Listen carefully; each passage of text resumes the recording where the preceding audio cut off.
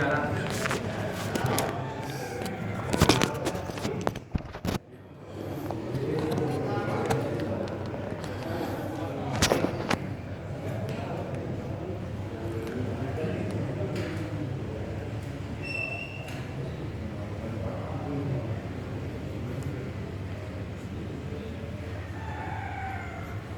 Nabi Nabi Muhammad hormat.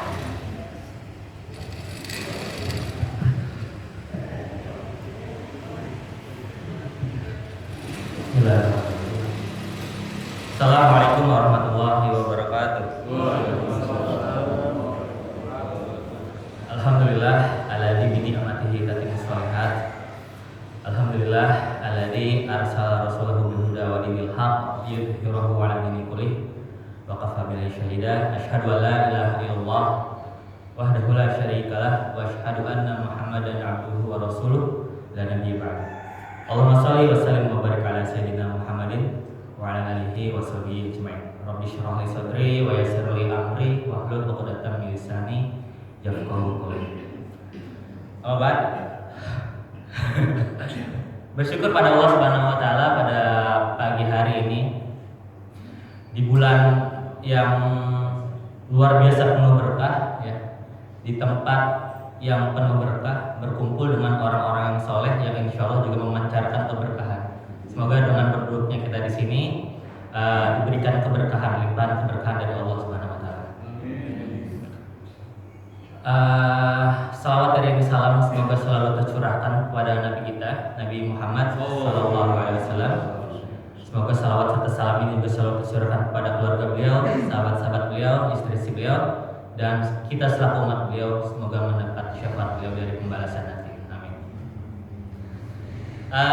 Hari ini spesial, spesial karena baru tadi tuh jam 4:30 ya, jam 4:30 pagi tadi Pak Fauzi mengingatkan kalau hari ini ada jadwal baligo.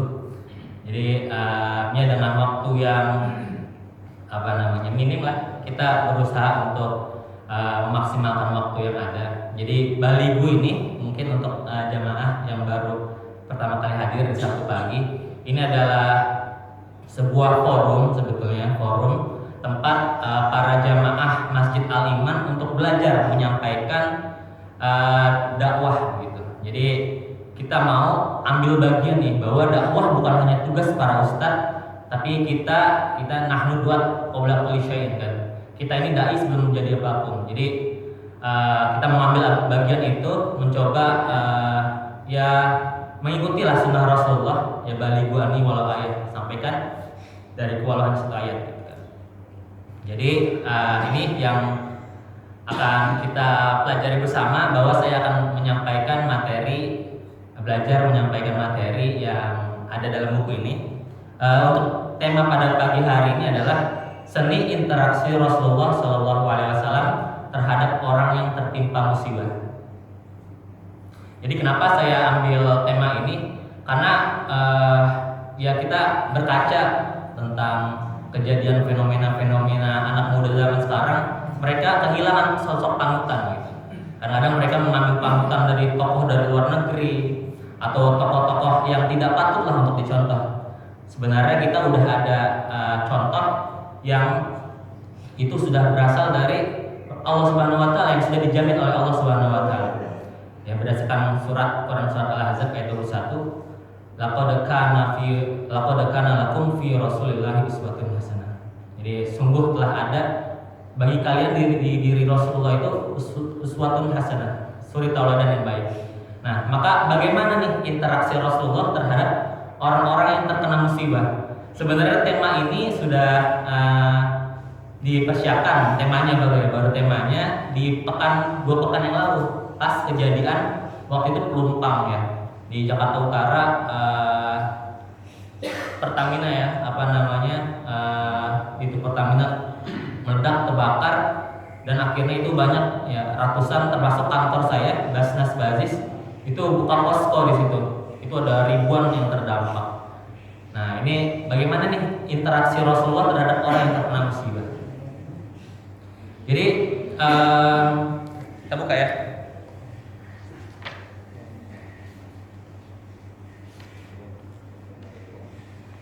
Jadi dalam salah satu hadis yang diriwayatkan oleh Imam Abu Hurairah radhiyallahu an, Abu Hurairah radhiyallahu an meriwayatkan dari Rasulullah SAW. Rasulullah SAW bersabda, jika Allah menghendaki kebaikan bagi seseorang, Dia akan mengujinya dengan kesusahan. Jadi ini dalam sebuah hadis diriwayatkan oleh Al-Bukhari dalam hadis nomor ke-5645 dari Abu Hurairah radhiyallahu anhu meriwayatkan Rasulullah SAW bersabda, jika Allah menghendaki kebaikan bagi seseorang, Dia akan mengujinya dengan kesusahan. Nah ini sebuah hadis yang mungkin kontradiktif gitu. Orang kalau misalnya sayang terhadap seseorang gitu, biasanya kita kasih hadiah, kita kasih pujian, kita kasih kebaikan untuk orang tersebut. Tapi di sini kata Rasulullah SAW, jika Allah menghendaki kebaikan bagi seseorang, Dia akan mengujinya dengan kesusahan. Nah, jadi kenapa kira-kira nih Allah Subhanahu Wa Taala, kalau sebenarnya Allah Subhanahu Wa Taala menghendaki kebaikan, malah dikasih kesusahan? Karena ketika kesusahan itu datang, setidaknya itu membawa 3 kebaikan untuk kita. Jadi kebaikan yang pertama itu sebagai pengingat untuk kita. Mungkin apabila kita berjalannya udah melenceng, Allah kasih kesulitan untuk kita. Nah ini kan kalau misalnya kita melihat ya dalam sejarah ya, misalnya Firaun yang diberikan kenikmatan yang begitu besar oleh Allah, dikasih kekuasaan, dikasih kekayaan, sampai dia itu nggak pernah sakit. Ya di riwayat itu Firaun itu nggak pernah sakit sampai dia mengaku dirinya Tuhan, udah kelewatan batas tuh dia. Nah apa yang dilakukan oleh Allah Subhanahu Wa Taala? Dibiarkan oleh Firaun istidraj gitu, dibiarkan. Nah kalau misalnya Allah sudah nggak suka sama seseorang tuh akhirnya malah dibiarkan, malah nggak diberikan ujian supaya mengingatkan dia. Sama seperti Korun itu di saat itu ya dia sangat cerdas sampai dia itu bisa mensarifatkan emas gitu, dan dia menganggap bahwa dirinya lah yang bisa menciptakan emas gitu. Jadi sama Allah dibiarkan sampai pada akhirnya Korun dan Firaun diberikan oleh azab oleh Allah Subhanahu Wa Taala. Nah ini kalau misalnya Allah menghendaki kebaikan dikasih kesulitan, kenapa? Karena supaya meluruskan kita kembali. Itu yang pertama. Terus yang kedua, Allah Subhanahu Wa Taala jika menghendaki kebaikan bagi kita, diberikan kita kesulitan karena apa? Untuk menghapus dosa-dosa kita. Ya, nanti akan disampaikan hadisnya tentang orang-orang yang diberikan kesulitan, tapi itu tujuannya untuk menghapuskan dosa. Karena kalau berdasarkan penjelasan ya dari almarhum Ustadz Tengku Zulkarnain, orang yang sudah diberikan kesulitan atau balasan di dunia itu, nanti di akhirat nggak dapat balasan lagi. Jadi misalnya orang mencuri, tangannya dipotong misalnya. Nah itu nanti di akhirat udah nggak dapat azab lagi karena udah apa? Udah dibalas spontan di dunia. Atau misalnya orang berzina, misalnya yang sudah menikah terus berzina, terus dirajam, dilempari sampai mati begitu. Nah itu artinya dosa-dosanya sudah diampuni oleh Allah di ujian di dunia. Gitu. Jadi yang kedua kebaikannya adalah untuk menghapuskan dosa-dosa kita. Nah, selanjutnya kita langsung melihat gimana sih interaksi Rasulullah SAW ketika menghadapi orang-orang yang pernah terkena musibah. Gitu ya. Jadi, di sini juga ada sebuah riwayat dari Anas bin Malik radhiyallahu an meriwayatkan bahwa Rasulullah SAW bersabda, besarnya pahala itu tergantung pada besarnya kesusahan. Dan jika Allah mencintai seseorang, Dia akan mengujinya sehingga siapa saja yang rela dengan itu, Allah akan rela kepadanya, dan siapa yang marah dengan itu, Allah akan marah kepadanya. Jadi besarnya pahala bergantung pada besarnya kesusahan. Ya, di sini enaknya buku ini itu sangat bagus untuk pemula ya, seperti saya untuk belajar. Jadi di sini itu langsung kepada matan-matannya saja isi-isinya, nggak ada teks-tekstual Arabnya. Tapi di sini sudah cukup dijelaskan diriwayatkan oleh siapa dan termaktub dalam kitab apa gitu ya. Jadi kalau misalnya besarnya pahala tergantung pada besarnya kesusahan, ini menurut saya adil ya. Ini konsep adil itu seperti ini. Jadi besarnya pahala tergantung pada besarnya kesusahan. Misalnya orang susah gitu, dia mau sedekah, ya kan, dia punya uang 10.000. Ada orang kaya punya uang 100.000. Kalau orang susah ini punya uang 10.000 dan dia menyedekahkan 5.000, itu mungkin setengah dari hartanya gitu ya. mungkin terlihat kecil, tapi bagi dia itu sulit mengeluarkan 5.000. Tapi kalau orang kaya punya uang 100.000 dan mengeluarkan 10.000 misalnya, mungkin itu angkanya besar, tapi bagi dia itu kecil. Jadi kesusahannya itu lebih sedikit daripada si orang miskin tadi. Maka adil bagi saya, dan ini adalah bukti keadilan Allah Subhanahu wa taala bahwasannya besarnya pahala bergantung pada besarnya kesusahan. Nah, apa yang dilakukan oleh Rasulullah SAW terhadap orang yang terkena musibah? Rasulullah SAW menjelaskan pahala musibah tersebut. Jadi dalam sebuah hadis yang diriwayatkan oleh Imam An-Nasai dan Ahmad ya. Jadi pada suatu kajian seperti ini, Rasulullah SAW itu sering mengamati ya para jamaahnya gitu. Jadi ada salah seorang sahabat itu duduk di antara sahabat-sahabat yang lain begitu. Terlihat di belakang sahabat tersebut ada anak yang mengikuti ayahnya. Jadi ayahnya di depan, anaknya di belakang gitu. Terus Rasulullah SAW menegur si pria tersebut, sahabat pria tersebut. Rasulullah SAW bertanya, apakah kamu mencintainya? Maksudnya itu mencintai anak yang di belakangnya gitu. Terus orang tersebut menjawab, wahai Rasulullah, semoga Allah yang Maha Kuasa mencintaimu seperti aku mencintai anak ini. Jadi itu membuktikan betapa cintanya dia terhadap anaknya gitu. Semoga Allah yang Maha Kuasa mencintaimu seperti saya mencintai anak yang ada di belakang saya ini. Singkat cerita, ternyata bocah yang tadi dilihat oleh Rasulullah tersebut meninggal rupanya. Dan setelah meninggal tersebut mungkin karena kesedihan atau kesibukan segala macam, akhirnya sahabat pria tersebut, si fulan tersebut tidak lagi datang ke dalam kajiannya Rasulullah SAW. Maka hebatnya Rasulullah SAW mengenali nih satu persatu para sahabat yang mengikuti kajiannya. Beliau bertanya, mengapa tidak kulihat si fulan, katanya, si pria yang tadi anaknya meninggal. Lalu sahabat menjawab, wahai Rasulullah SAW, anak yang pernah engkau lihat itu meninggal dunia. Dan apa yang dilakukan oleh Rasulullah? Rasulullah menemui orang tersebut. Jadi sunnahnya ketika orang terkena musibah, kita menjenguk atau takziah gitu, datang ke rumahnya, menanyakan kabarnya. Jadi sunnah yang pertama mendatangi orang tersebut dan bertanya kepadanya tentang anaknya. Lalu Rasulullah SAW menghibur orang tersebut dengan bertanya. Jadi Rasulullah SAW menghibur nih, menjelaskan pahala musibah. Wahai fulan, mana yang lebih kamu sukai? Menghabiskan seluruh hidupmu bahagia dengannya, maksudnya bahagia dengan anaknya, atau kelak di akhirat tak satu pun pintu surga yang kamu dekati kecuali dia sudah ada di pintu itu dan membukakannya untukmu. Jadi mana yang kau sukai? Apakah kamu menghabiskan seumur hidupmu hidup bersama anakmu tersebut, atau kamu lebih suka nanti ketika di pintu surga kamu melihat anakmu sudah membukakan pintu surga untukmu? Kata laki-laki tersebut, wahai Rasulullah SAW, tentu aku lebih suka dia menyambutku di pintu-pintu surga dan membukakannya untukku. Jadi ini adalah sebuah pahala dari musibah ya, bahwasannya dalam hadis yang diriwayatkan oleh Imam Abu Hurairah bahwa Rasulullah SAW bersabda, Allah berfirman, jika hambaku terpukul karena kematian orang yang sangat dicintainya, kemudian tabah dan mengharapkan pahala, tidak ada balasan dariku baginya kecuali surga. Jadi ketika kita ditinggal oleh orang-orang kita sayangi, lalu kita bersabar terhadap ujian tersebut dan kita mengharapkan pahala atas kesabaran yang kita lakukan, maka tidak ada balasan dari kita kecuali surga. Dan menurut salah satu podcast yang saya tonton ya, Ridwan Kamil yang beberapa waktu lalu kehilangan anaknya, anaknya siapa namanya?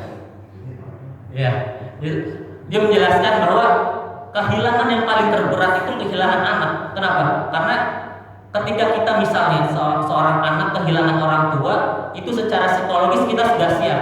Kenapa? Karena orang tua memang sudah lahir lebih dulu daripada kita. Maka dalam bayangan kita itu memang sudah lumrah lah ketika orang tua mendahului kita. Begitu juga ketika kita kehilangan istri kita misalnya. Karena kita menyadari ketika kita awal menikah, pada suatu saat nanti kita pasti akan dipisahkan oleh usia. Tapi ketika kita kehilangan oleh anak kita kehilangan anak kita gitu, itu tidak pernah terbayang oleh kita bagaimana rasanya atau perihnya kehilangan seorang anak. Nah, ini adalah hiburan untuk orang-orang yang bersabar ketika ditinggalkan oleh orang yang dicintainya. Jadi Rasulullah SAW yang pertama mendatangi orang yang berduka tersebut, terus menanyakan kabar, lalu menyampaikan pahala dari musibah. Misalnya kehilangan barang. Kan misalnya kalau kehilangan barang itu kan anggap aja itu sedekah kan. Misalnya ada orang yang membutuhkan daripada kita, atau mungkin itu hak yang belum kita salurkan, itu dijelaskan gitu pahala-pahala dari musibah tersebut. Nah, ini lalu dalam hadis yang diriwayatkan oleh Aisyah radhiyallahu anha, istri Rasulullah SAW pernah bersabda, tidak ada musibah yang menimpa seorang muslim kecuali melalui musibah itu Allah menghapus sebagian dosa orang itu, sekalipun orang itu cuma tertusuk duri. Ya, tadi yang saya sampaikan bahwa manfaat daripada terkena musibah itu adalah menghapuskan dosa yang pernah ada dari diri kita. Lalu selanjutnya kan kita sering ya kalau kita misalnya datang ke orang musibah yang terkena musibah, kita bilang sabar Pak, sabar gitu ya. Terus sabar aja nih, apa solusinya gitu kan. Nah, jadi Rasulullah SAW juga mengingatkan itu. Jadi ketika Rasulullah SAW datang ke rumah sahabat yang terkena musibah, Rasulullah juga tetap mengingatkan untuk bersabar. Nah, ini ada sebuah kisah ya. Ada sebuah kisah diriwayatkan, saya izin duduk ya. Nah, masih muda tapi udah kesemutan. Jadi ada suatu kisah diriwayatkan dalam Al-Bukhari nomor 5652 dan Muslim 2576. Jadi Ibnu Abbas radhiyallahu anhu pernah berkata gitu pada Atha bin Abu Rabah gitu ya. Kata Ibnu Abbas, mau nggak aku tunjukkan kepadamu seorang perempuan ahli surga? Kata si Ibnu Abbas radhiyallahu anhu. Jadi Ibnu Abbas menceritakan bahwa pernah suatu ketika ada seorang perempuan sahabiah begitu ya menemui Rasulullah SAW dan berkata kepada Rasulullah SAW, aku menderita ayan dan ketika ayanku kambuh, tubuhku tersingkap. Maka berdoalah kepada Allah untukku. Rasulullah SAW menjawab, kalau kamu mau, kamu bisa bersabar. Jadi ditawarin sama Allah, sama Rasulullah. Kalau kamu mau, kamu bisa bersabar dan dijamin surga. Dan kalau kamu mau, aku bisa berdoa kepada Allah agar menyembuhkanmu. Maka perempuan sahabiah tersebut berkata, kalau begitu aku pilih bersabar saja begitu katanya. Karena kalau dia bersabar, dia dijamin surga. Tapi kalau sembuh belum tentu dijamin surga begitu. Kata sahabiah tersebut, kalau begitu aku akan bersabar. Tetapi tubuhku tersingkap, maka doakanlah kepada Allah agar tubuhku tidak tersingkap pada saat penyakitku kambuh. Rasulullah SAW pun berdoa untuknya. Jadi Rasulullah menyatakan untuk bersabar itu lebih utama daripada solusi sebetulnya gitu. Karena kalau kata Habib Novel, siapa kita untuk memikirkan solusi gitu. Tugas kita itu bukan mencari solusi, tapi menjalani takdir yang Allah tentukan itu. Jadi sabar aja gitu. Pasti pada akhirnya akan ada jalan keluarnya. Sabar. Gitu. Jadi yang pertama di sini Rasulullah mengingatkan kesabaran, dan yang kedua Rasulullah mendoakan orang tersebut. Ini juga sunnah Rasulullah ketika menghadapi orang yang terkena musibah. Nah, ini juga Rasulullah melarang mereka kehilangan kesabaran dan mengutuk atau menyumpahi, gitu ya. Jadi pernah Rasulullah SAW menjenguk seorang badui yang sedang sakit, begitu ya. Ketika menjenguk orang yang sakit tersebut, Rasulullah SAW biasa mengucapkan la ba'sa tahurun insyaallah. Jadi ini juga salah satu sunnah ketika kita bertemu dengan orang yang terkena musibah, kita mendoakan la ba'sa tahurun insyaallah. Tidak mengapa, ini menyucikan dosa jika Allah menghendaki. Jadi kita berdoa la ba'sa tahurun insyaallah. Semoga ini bisa menyucikan dosa jika Allah menghendaki gitu. Nah, mendengar doa tersebut, badui tersebut menjawab gitu ya. penyucian bagaimana? Ini adalah demam yang panas dan akan membawanya ke dalam kubur. Jadi didoain malah bilang kayak gitu. Penyucian gimana? Ini aja demam nih yang bisa bikin gua mati, bahasanya begitu ya. Terus Rasulullah SAW menjawab, kalau begitu itulah yang akan terjadi gitu. Dan Badui tersebut tidak hidup sampai besok malam ternyata setelah itu. Jadi kita tidak boleh gitu ya mengutuk musibah yang menimpa kita atau mengharapkan kematian gitu. Kita harus bersabar dan berharap itu adalah sebuah cara Allah menghapuskan dosa-dosa kita. Mungkin yang selanjutnya ya, dan mungkin yang terakhir juga ya. Jadi dalam sebuah sejarah ya dan tarikh gitu,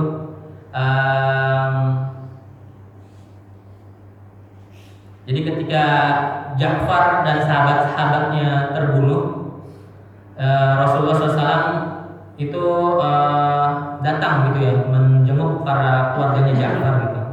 Jadi di sini contoh bagaimana Rasulullah SAW mencari opsi solusi gitu. Jadi nggak cuma Rasulullah menyuruh kita bersabar, menyuruh kita berdoa gitu, tapi Rasulullah SAW juga mencarikan solusi. Jadi ketika Ja'far itu meninggal, Rasulullah SAW itu berpesan kepada para sahabat.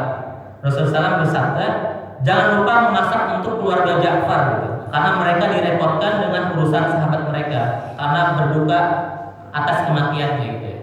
Jadi ketika sahabat itu ada yang meninggal, Rasulullah SAW mensunahkan untuk para sahabat yang lain untuk mengeluarkan masakan gitu, makanan buat si keluarga tersebut gitu, supaya keluarga tersebut yang mungkin sedang berduka atau juga mungkin sedang mengurus proses pemakaman itu kan mungkin biasanya mereka sibuk ya, mereka lupa mengurusi namanya konsumsi logistik segala macam, maka disunahkan untuk membantu saudara-saudara kita yang mungkin baru terkena musibah, memberikan makanan untuk mereka gitu. Dan mungkin itu ya sedikit yang bisa kita ambil dari interaksi, bagaimana interaksi Rasulullah SAW terhadap sahabat yang terkena musibah. Semoga yang dari sedikit ini ya itu bisa kita amalkan, dan nanti ketika di akhirat nanti ya kita tercatat sebagai umat beliau, karena kita juga mencintai sunnah-sunnah beliau dan mengamalkan sunnah-sunnah beliau di dunia ini. Kurang lebihnya saya mohon maaf. Billahi taufiq wal hidayah. Assalamualaikum warahmatullahi wabarakatuh. Waalaikumsalam warahmatullahi wabarakatuh. Terima kasih kepada dari DPP yang telah menyampaikan kajiannya yang cukup bagus dan menarik. Dan itulah kira-kira Allah Subhanahu wa taala mengenai sabar. Innallaha ma'as-sabirin. Sesungguhnya Allah bersama orang-orang yang sabar. Semoga kita termasuk orang yang dalam bagiannya. Dan kepada mungkin ada tanggapan dari Bapak-Bapak Ustaz, Pak Latif atau Pak Ahmad Fauzi, dipersilakan kepada Bapak Cardi Boluan. Dipersilakan. Terima kasih.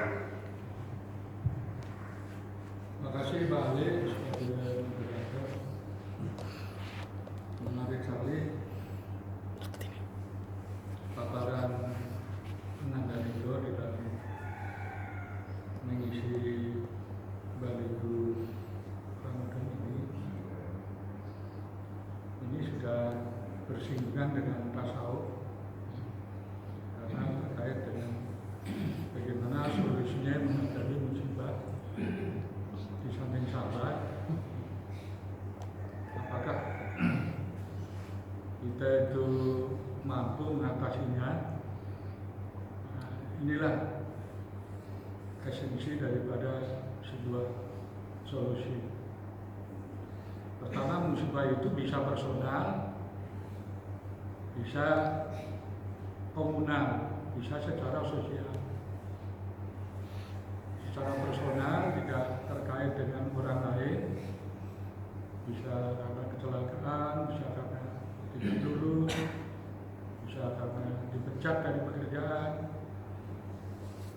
Secara sosial bisa dipisahkan dengan kelompoknya, sengaja dipisahkan dengan kelompoknya, kelompoknya berdakwah, dia tidak berdakwah, banyak macam.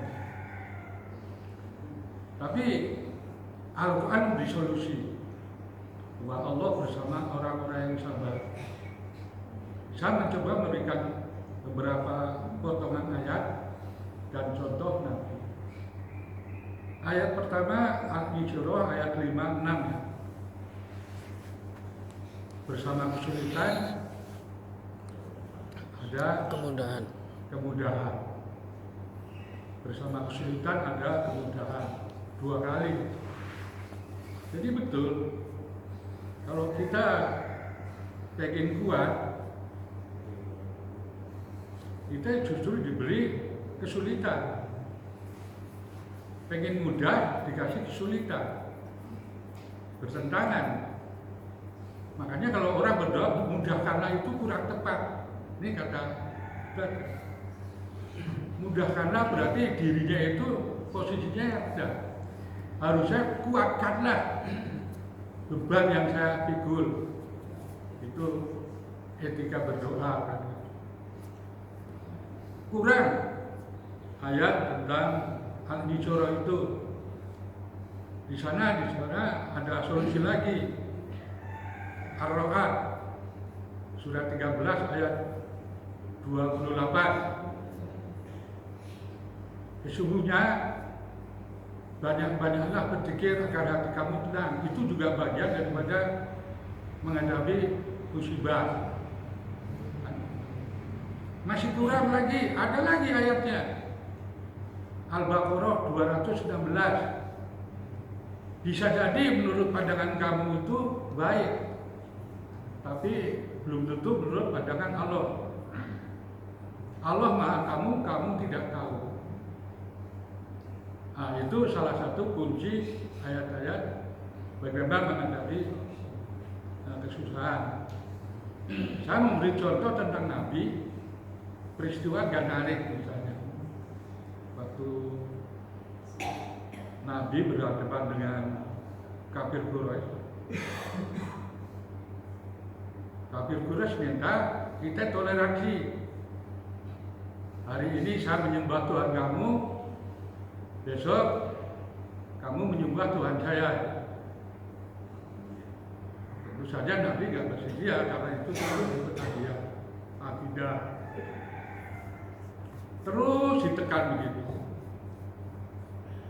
Sampai pamannya itu Abu Thalib itu menanyakan karena tekanan itu. Ponakanku, ini kami begitu berat menghadapinya. Kamu betul tidak berubah pendirian kamu. Apa kata Nabi? Seandainya matahari di tangan kananku, rembulan di tangan kiriku, lebih baik aku hancur bersama kebenaran daripada kami mengikuti cara-cara yang salah. Sekelumit itu memberikan bahwa kesabaran dalam menghadapi musibah sudah banyak solusinya di dalam Al-Quran. Hanya masalahnya kita tuh Al-Quran hanya membaca aja, tidak ditadaburi, tidak dikaji seperti pagi ini. Akhirnya ya sesat kebanyakan. Terima kasih. Terima kasih kepada Pak Jartiko yang telah memberikan tanggapannya. Dan kemudian seterusnya kepada Bapak Heri Hasan, dipersilakan. Bismillahirrahmanirrahim. Anda itu kalau sudah ditugaskan di depan, jangan pernah bilang tidak siap. Itu suatu kelalaian diri sendiri. Nah, tidak boleh. Itu satu. Siap tidak siap udah kewajiban. Yang kedua tadi terlintas. Nah, dari itu mengatakan bahwa kisos itu menembus dosa, sehingga nanti di akhirat tidak disiksa karena perbuatan.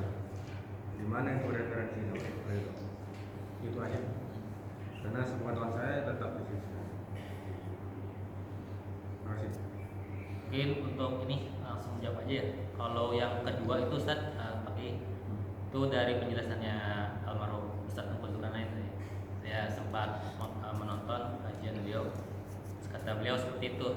Karena mungkin beliau referensinya tidak disebutkan ya mungkin, tapi menukil dari perkataan ulama atau hadis, belum tahu sih. Tapi perkataannya beliau. Sebagai dikatakan al-jazaa'u fil akhir, pembalasan itu nanti di akhirat, bukan di dunia. Makanya perlu di-cross-check ulang referensi apa dari itu yang salah paham apa yang referensinya yang kurang pas bisa. Terima kasih. Baik, terima kasih Bapak Hasan telah memberikan kritik yang sahnya. Dan mungkin terakhir karena waktu juga sudah sampai hampir jam 6 ya. Kepada Bapak Ustaz Muhammad Khotib diberikan kesempatan untuk memberikan tanggapan dan kritiknya. Kepada beliau dipersilakan.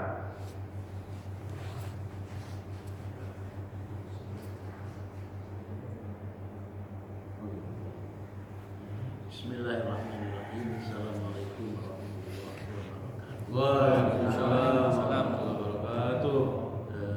Terima kasih Ananda itu pagi hari ini telah dapat mencerahkan kita semua dengan penyampaiannya, kemudian dengan contoh-contohnya yang konkret. Yang ingin saya sampaikan adalah ataupun berupa masukan. Dalil qat'i itu ada dua. Yang pertama Al-Quran dan yang kedua hadis. Kalau Al-Quran itu kita harus paham juga dan mengetahuinya, setidaknya sekelumit kita paham tentang yang disebut dengan asbabun nuzul, sebab-sebab turun ayat. Kemudian yang kedua mengenai al-hadis, itu ada semacam ilmu pengetahuannya di dalam kitab mustalah hadis, kitab kecil berbahasa Indonesia juga ada, yaitu kita harus paham juga dengan asbabul wurudnya. Nah, saya singgung di sini masalah asbabul wurud, yaitu hati-hati kita ini perawi hadis sama sanadnya, karena hadis itu ada penggalan hadis itu ada tiga. Yang pertama ada sanadnya, yang kedua matannya, dan yang ketiga perawinya. Jadi sanadnya adalah tempat perawi mendapatkan hadis, sedangkan matannya itu adalah ucapan Rasulullah itu sendiri, perbuatan Rasulullah itu sendiri, dan ketetapan Rasulullah itu sendiri. Sedangkan perawi ini, periwayat ini orang yang menceritakan hadis itu kepada orang lain. Nah, ini perlu kita pahami sehingga tidak rancu mana yang sanad, mana yang matan, dan mana yang perawinya. Salah satu contoh tadi dikatakan ini adalah hadis riwayat Abu Hurairah. Abu Hurairah itu tidak ada meriwayatkan hadis, akan tetapi dia adalah menyampaikan hadis kepada perawi, kepada orang yang menceritakan, sehingga disebut dengan bahasanya an Ibnu Abbas, an Abi Hurairah, an Malik, gitu kan ya. Kemudian rawahul Bukhari, rawahul Muslim, rawahul Dailami, rawahul Tirmizi. Jadi sanadnya adalah tempat perawi mendapatkan hadis, mendapatkan matan tadi, sedangkan matan itu adalah ucapan Nabi dan perbuatan Nabi serta ketetapan Nabi. Perawi hadis adalah orang yang menceritakan hadis itu kepada orang lain. Itu barangkali yang dapat masukan dari saya, mudah-mudahan sehingga jelas orang memahami kita, ini orang punya ilmu tentang ilmu hadis, ini orang punya ilmu tentang Al-Quran dan tafsir umpamanya. Itu saja, terima kasih. Assalamualaikum. Waalaikumsalam warahmatullahi wabarakatuh. Terima kasih kepada Bapak Ustaz Muhammad Khotib yang telah memberikan pencerahannya. Semoga kita semua ambil pelajaran dari beliau. Untuk selanjutnya mungkin dari para jamaah ada yang mau Ustadz Ismail. Selamat ya Ustadz. Selamat Ismail. Assalamualaikum warahmatullahi wabarakatuh. Waalaikumsalam. Alhamdulillah pagi ini kita mendapatkan pencerahan yang cukup baik, baik dari pemateri maupun dari narasumber maupun dari para audiens. Cuma ya saya lihat perhatiin kondisi ruang kita dingin. Jadi artis sebagian besar banyak yang matanya merem-merem sedikit. Jadi mungkin yang disampaikan maksud ke kuping kanan, kuat lagi kuping kanan gitu. Jadi nggak masuk. Yang juga saya hanya ingin menambahkan sedikit bahwa musibah ini yang sering dialami oleh kita, terkadang kita lupa. Ini kan musibah ini kan bisa jadi penggugur dosa, benar. Musibah ini kan karena bencana alam, benar. Tapi kita lupa ada satu ayat di dalam surat Asy-Syura ayat 30 Allah berfirman, "A'udzubillahi minasyaitonir rajim, wa ma asabakum min musibatin fabima kasabat aydikum wa ya'fu an katsir." Dan setiap musibah yang menimpa diri kamu adalah perbuatan tangan-tangan kamu sendiri. Artinya apa? Perbuatan dosa kita. Bencana alam ini mungkin daerah sana banyak orang tukang Cina, banyak orang maksiat. Allah kasih azab agar apa? Agar dia kembali kepada Allah Subhanahu wa taala. Dan kita orang-orang yang kena musibah, kita bantu. Itu yang jauh-jauh di sana. Terkadang ada orang tetangga kita kena musibah. Dia mungkin udah nggak kerja, udah nggak punya apa-apa. Mungkin orang nggak tahu kalau dia tuh nggak makan. Tapi masa bodoh. Yang penting apa? Yang penting gua kenyang, yang penting gua ini. Sampai dia melengek-lengek mental sama teman-teman segala macam. Karena kita nggak peduli. Kita peduli kalau diumumin. Kalau nggak diumumin nggak peduli. Saya pernah ngalamin beberapa orang yang kesulitan. Saya kata dia, Pak Sama, terima kasih banyak ya. Terima kasih. Saya malu kalau mental. Saya malu datang ke sini. Saya malu datang ke situ. Ini nyata. Dan saya juga pernah ngalamin kesulitan. Saya datang ke sini. Yang ada dinasihatin kayak Ustaz. Ujung-ujungnya nggak dikasih. Tapi apa? Mana sunnah Nabi Muhammad SAW yang katanya peduli dengan tetangga yang susah, yang miskin? Dan ini saya alami sendiri. Ketika saya punya uang, punya ini, banyak orang datang, orang kampung, saya kasih. Kenapa? Karena saya ingin ngamalin sunnah Nabi. Ketika saya alami kesulitan juga, orang-orang yang dekat dengan saya nggak ada yang peduli. Sebagian kecil peduli. Tapi yang jauh-jauh sana, yang saya WA saya ini langsung kirimin uangnya. Kenapa? Karena Allah Maha tahu. Ketika kita berbuat baik, Allah akan balas kebaikan kita. Jadi nggak usah takut kalau kita berbuat baik pada orang. Jangan lihat dari kekayaan dia, rumah dia, harta dia. Mungkin hatinya dia juga susah punya uang. Kita kasih, kita bantu. Yang dekat-dekat dulu. Dan saya jujur aja secara pribadi, saya senang. Banyak teman-teman yang bantu saya. Banyak teman-teman yang bantu saya. Dan mungkin juga bapak-bapak juga kesulitan. Datang aja ke rumah orang, ngomong ini, insya Allah Allah akan bantu. Karena ini sunnah Nabi Muhammad SAW menyenangkan hati seseorang. Apabila kamu membuat suatu kesenangan untuk orang lain, maka Allah akan mudahkan kamu nanti di akhirat nanti. Mungkin ini saja untuk melek mata kita supaya jangan gitu terus. Mohon maaf. Assalamualaikum warahmatullahi wabarakatuh. Waalaikumsalam. Terima kasih kepada Bapak Ustaz Selamat yang telah memberi tanggapannya dengan sangat berapi-api. Semoga dengan minggu ini kita semua dapat ilmu dan menambah pencerahan bagi kita sekalian. Karena berhubung waktu sudah jam 6, kita tutup dengan membaca hamdalah. Dari tanggapan dulu dari Pak Ridho. Bener bang, mana ini?